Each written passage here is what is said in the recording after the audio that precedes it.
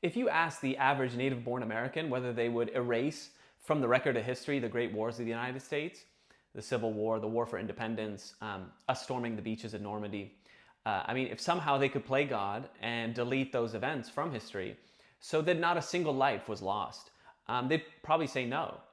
Not because they love violence, but because those bloody battles gave America kind of its muscular and heroic identity.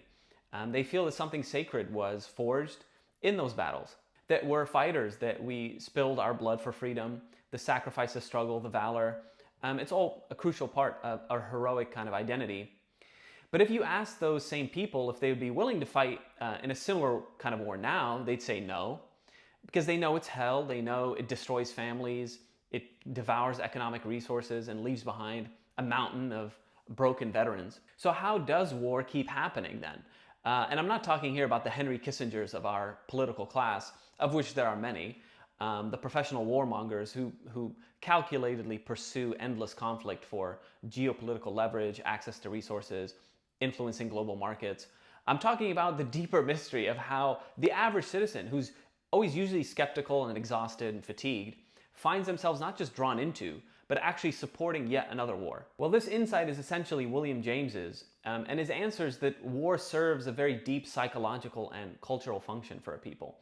It gives them a chance to rise and to sacrifice and to feel noble. And this is especially true for Americans, as we kind of talked about, whose national story has always been one of rebellion and moral combat. War also creates a deep sense of belonging, especially to a country lacking genuine fellowship and community.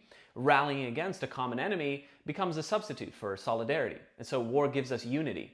Even though it's the wrong kind, it's unity nonetheless that we need. James argued that unless we build cultural machinery that channels what he calls the martial virtues of courage, sacrifice, honor, nobility into civic enterprises, the battlefield will always be the outlet.